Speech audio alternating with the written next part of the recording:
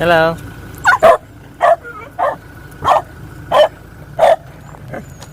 Tulog si Pat, tulog kayo? Hindi. Tulog.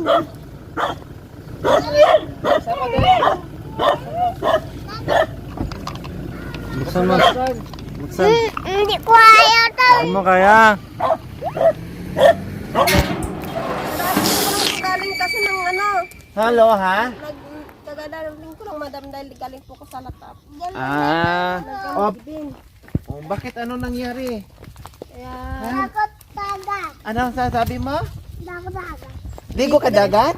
Oo, dagat. hindi pa daw po siya Dami alin. Dami kanin? Oo. Saan? May ubos. Doon. Marami kanin. Walang May ulam. ubos. Ilom. Ulam may tuyo. Ang ulam tuyo. Wala eda? Alon. Ha? Melon? Oo. Oh, ito ulam oh. Oh, ulam na yan oh. Oh. Tingnan mo, ulam na to oh. Ito ulam. Ulam. May Yeah. Ha? patil. Palang nila bibigak. Ano? Palang bibigak. Oh, ibak. Saan ibak? Binog to. Ha? Tonto. Bibidak. Bibidak? Doon. Ah, may bibidak. Ay, Diyos ko. Apa. Ha? Ali apa. Wala papa? Oo. Oh. Ali. Kita mo to. So ayan po mga kabayan, nandito tayo muli sa mga chikiting. Ang sarap kausap, no? Nakakawala ng stress kahit hindi natin sila maintindihan, pero pilit nilang binibigkas nila yung kanilang mga bibig para maintindihan natin kung ano yung mga sinasabi nila.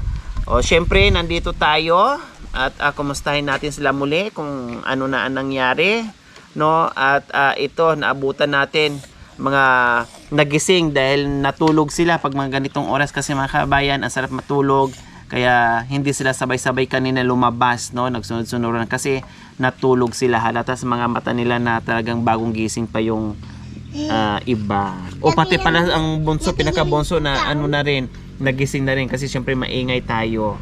O anong merienda nyo? Wala po. Wala. O sige, magmerienda tayo ha. Pero kailangan pag nagmerienda tayo, magwash muna ng mga kamay nyo. Oh, di ba? Oh, wash na kayo ng mga kamay nyo. Tapos na. Si Junior, syempre katatapos lang maligo. Oh, kaya hindi na magwash. Oh, tingin nga ako kamay. Patingin ako uli. Lagay dito yung mga kamay. Malinis. O, kay Bunso ay kay Kambal. O, kay Rinso. Okay, sige. Dahil nagpaabot ng biyaya yung ating anonymous sponsor of Arizona, USA. Ayan, nandito na kami muli. At syempre may dala-dala kaming pasalubong sa kanila. Syempre magmerienda muna kami bago namin ibigay yung iba. Okay? Mga Relios, pasok. May Jollibee na naman. Jollibee, spaghetti. Saka meron ding stock drinks. Wow! Wow, Stock stock drinks, drinks. Ang galing talaga ni Yan Sarge. at may burger at ulam nila mamaya, fried chicken. Wow. One bucket. Mamaya, mayroon na silang uulamin. Ayan, sabi ko, ibili ko rin kasi minsan lang nila ito natitikman. Ibili natin ng isang bucket na chicken, na 8-piece chicken. Plus spaghetti natin, yung burger natin, at yung ating soft drink. Sige, ito na Kambal. One for you Kambal. Okay, Nia. Okay. Renzo. Okay, Junior. Nandito na yung iba.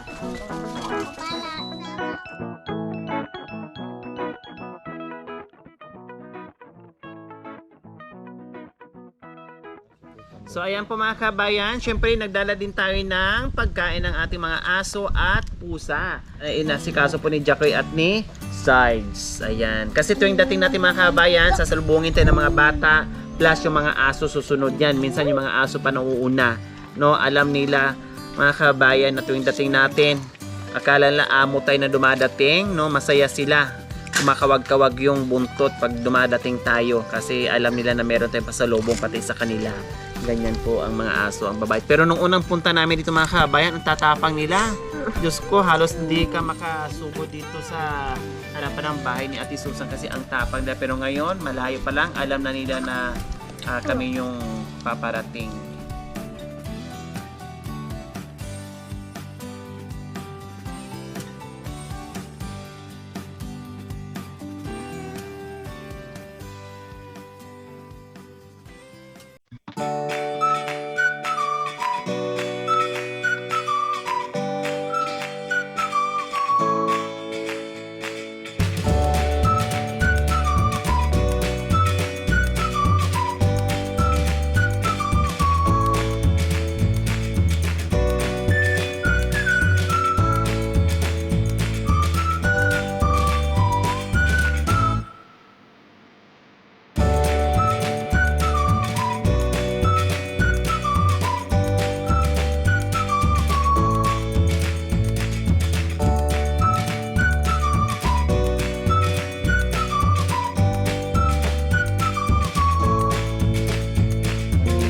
Siyempre, hindi lang pagkain ang dala natin. Meron pang mga gamit ng mga bata sa school. Dahil request ng ating sponsor mga kabayan na ibili natin ng pagkain.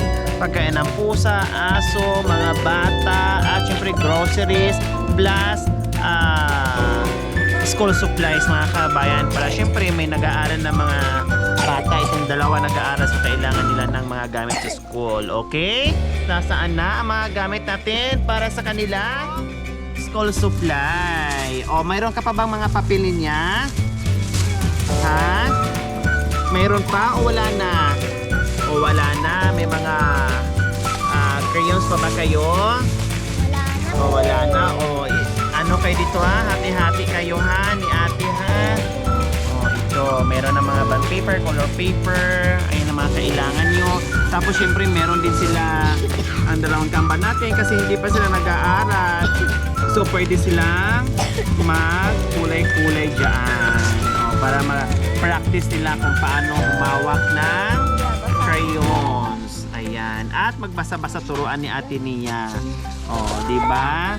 Then, syempre mga papel nila ni Nia at ni Junior. Siyempre, nandito na yung mga crayons natin. Dinamihan ko na kasi para itong dalawa mag-practice na rin kung paano mag-stroke. O paano maglagay ng tamang kulay. Ayan. Marami na po yan. Wow, kay Ren po. Mga flashcards natin mga kabayan. No, tala nito numbers. Tapos itong mga vegetable. Itong mga fruits, no, and then mga animals, so assorted nito, marami na ito mga kabayan matutunan nila, no, tuturuan ni Nia o kaya ni Mama. Nandyan na yung mga pantasa, siyempre glue, pencils, ayan na, kompleto Ricardo sa mga kabayan. Ito lang naman, basic na kailangan sa school, no, at naibili natin. So ayan. Nelson, ano ang mensahe mo kay tita sa maraming gamit na naman? Thank you po. Maraming salamat po sa binibigay niyo pong gamit sa amin. At pagkain po. Ayan. Kailangan magsipag kayo mag-aral ha. Nia at saka Nelson ha. Mag-aral na mag-aral kahit gaano kahirap yung buhay. Basta sakripisyo lang at mag-aral ng mabuti. Balang araw makakaahon din, no? Makakaraos din niya at saka Nelson, no? Ate Susan, ano ang mensahe mo sa walang katapusang biyaya na nagagaling sa ating mga sponsors at talaga napakabait ng Panginoong Diyos sa atin talaga sa lahat ng binigay sa atin. Ate Susan, mensahe niyo po. Una po sa lahat, madam, magpapasalamat po ako kay God. At pangalawang papasalamatan ko po ng paulit-ulit ay kayo po, madam, kasi kung hindi po ako na sa inyong vlog po, madam, wala pong mga ganitong blessing. At pangatlong pasasalamatan ko po ng paulit-ulit man po, pasasalamat lang po ang aming may bibigay sa mga nagbibigay po sa amin ng tulong, madam. At pasasalamatan ko din po yung may-ari po ng bahay na ito dahil kung hindi po sa kanyang ginaling niya po kami dito, hindi ko po kayo makikilala, madam, dahil sa abot-abot na blessing na dumarating po sa amin dahil po sa inyo yun, madam. Dahil po na ano po ako sa blessing na ito, kaya ang mensahe ko po sa nagbigay po sa amin ng blessing, sana po abaan pa po ni Lord ang kanyang buhay at marami pa po siyang matulungan na katulad namin na hindi lang po kami. At saka sana po hindi po magsawang tumutulong, madam, dahil sa inyong na marami pa pong sumuporta sa inyo sa inyong vlog, madam. Yun lang po. Yan. Salamat, Ate Susan. Sabi ko nga, tiis lang, sakripisyo para makaraos at makapag-aral yung mga bata. Doble kayod lang, no? Huwag magsawang at huwag mapagod. Doble kayod. Gawin ang lahat. Nandiyan na yan. Wala nang magagawa. Bukod tanging gagawin ay lumaban sa hirap ng buhay, Ate Susan. Okay, syempre, hindi lang yan. Meron din tayong nag-iwan ako ng cash para pambili-bili nila ng kung ano pa ang kulang dyan sa dala-dala natin na biyaya sa kanila. Muli, maraming salamat po sa walang sawang pagmamahal. Anonymous sponsor of Arizona, USA. Maraming salamat po. Nagpaabot ito ng 6,729. Binili natin ito at pagkain nila, pagkain ng aso, pusa, groceries at bigas, no, at nag-iwan tayo ng cash. Ayo, maraming salamat po sa inyong ginito ang puso. Nawa ipagpalain po tayo ng Panginoong Diyos araw-araw. Nawa ibigyan pa tayo ng karakasan ng katawan sa araw-araw. Nawa ibigyan pa tayo ng mahabang buhay pang sa ganoon. Marami pa tayong matulungan na ganyan. Bye! Alam na ni Kambal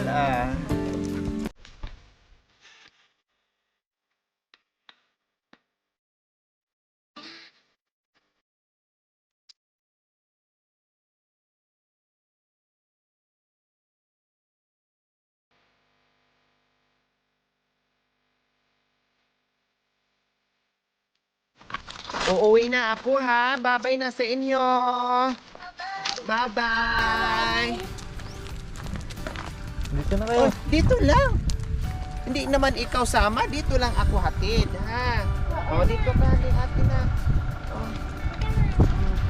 Sige na, bye-bye. Bye-bye.